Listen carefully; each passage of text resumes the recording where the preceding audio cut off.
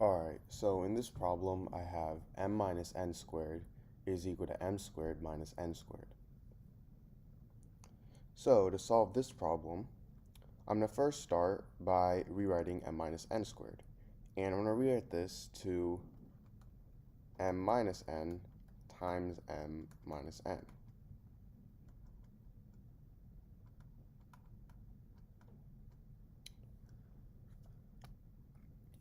Now from here, I'm going to expand this by multiplying these two. So to multiply these two, I'm going to first start by distributing the m. M times m is m squared. M times negative n is negative mn. Now I'm going to distribute the negative n. Negative n times m is negative mn. And negative n times negative n is positive n squared. So I have this is equal to m squared minus n squared. Now, I can do a few things here. I can first start by subtracting m squared on both sides, so this way these two m squares cancel out. And now I'll be left with negative mn minus mn plus n squared is equal to negative n squared. Now negative mn minus negative mn is equal to negative 2mn. And then now if I subtract n squared on both sides, these two cancel out and I get negative 2n squared.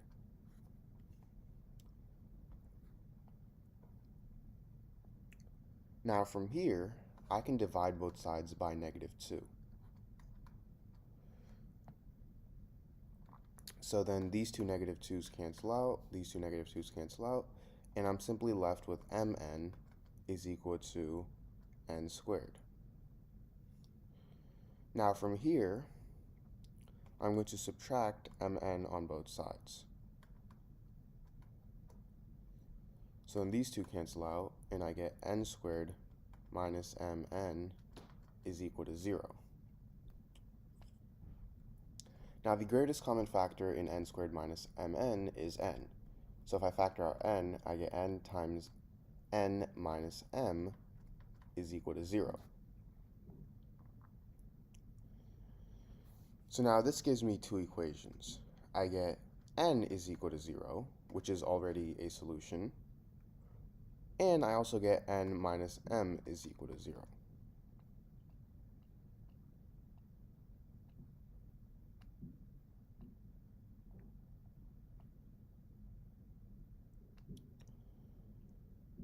Now, going back to our original equation, we have m minus n squared is equal to m squared minus n squared.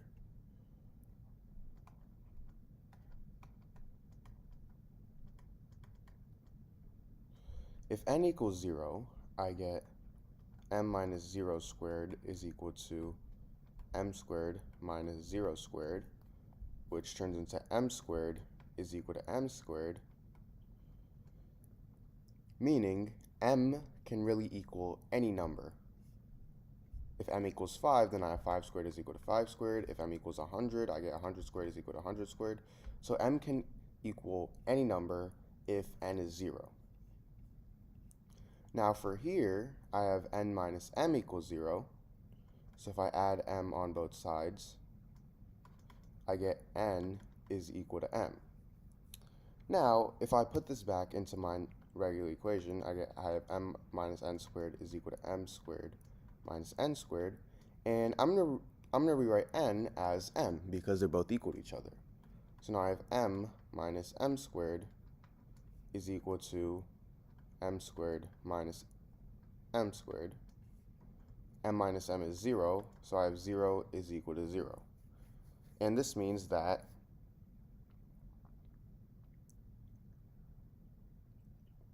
they're both equal to 0.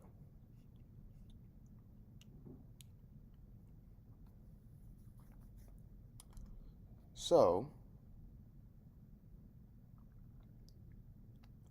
now going back, what I'm going to do is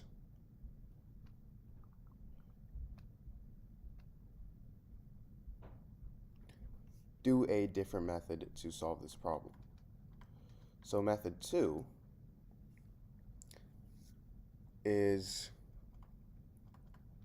first let's rewrite the equation. We have m minus n squared is equal to m squared minus n squared. And now this time, I'm going to again expand m minus n squared to m minus n times m minus n.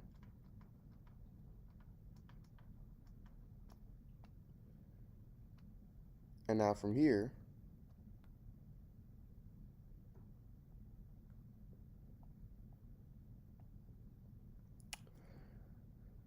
I'm going to rewrite m squared minus n squared as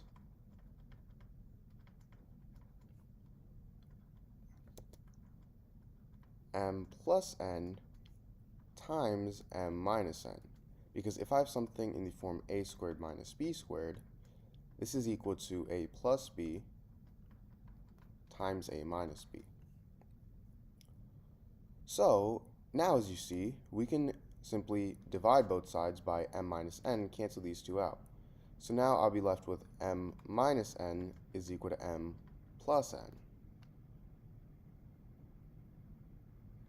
Meaning, if I subtract m on both sides, I get negative n is equal to positive n. If I add n on both sides, I get 2n is equal to 0, meaning n is also equal to 0. And if n equals 0, then remember how we already tried this out, m is also equal to 0. So these are my two solutions to this equation. Alright, so in this video, I'm going to solve the problem 2 to the power of 25 minus 1. So, to first start, I'm going to rewrite 2 to the power of 25 as 2 to the power of 24 plus 1. And then we have our minus 1 at the end. And the reason I'm doing this, and rewriting 25 as 24 plus 1, is so now I can use the property a to the power of m plus n is equal to a to the power of m times a to the power of n. So 2 to the power of 24 plus 1 is going to equal 2 to the power of 24 times 2 to the power of 1 minus 1. Now basically our goal throughout this video is to change our values to be as small as possible, so then at the end we can do whatever we need to do with them to get our final result. So 2 to the power of 24, how do we simplify this and make it even smaller? I can rewrite this as 2 to the power of 12 times 2. And another property of exponents is that if I have something in the form a to the power of m times n, this is equal to a to the power of m to the power of n. So 2 to the power of 12 times 2 is going to equal 2 to the power of 12 to the power of 2, and I have this times 2 minus 1. So now I'm actually going to plug in the actual value of 2 to the power of 12, because 2 to the power of 12 is small enough where we know the exact value of it. So if you guys don't know what 2 to the power of 12 is, well, 2 to the power of 10, you should always remember this as 1024. So 2 to the power of 11 is going to be double of 1024, which is 2048. And 2 to the power of 12, which is the value we're looking for, is going to be double of 2048, which is 4096. So now I get 4096 squared times 2 minus 1.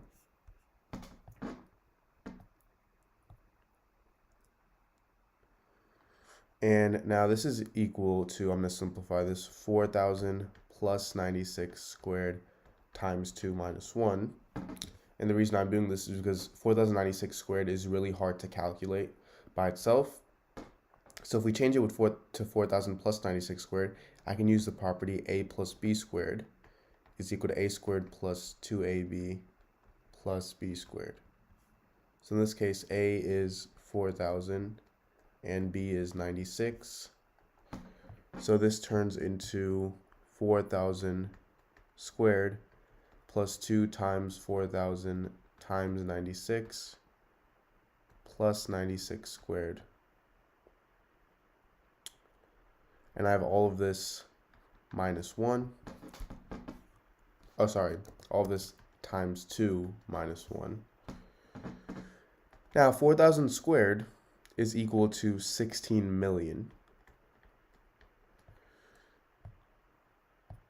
2 times 4,000 is 8,000, and 8,000 times 96 is equal to 768,000.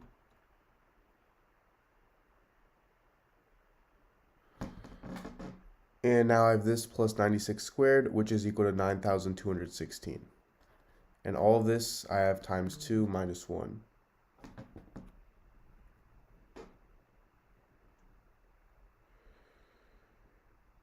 So now I'm going to add all these up. So if I add all of these up in the parentheses, I get 16,777,216. So now I have this times 2 minus 1. So if I multiply this by 2, I get 33,554,432. And I have this minus 1, which is equal to 33,554,431. So this is my answer to this problem.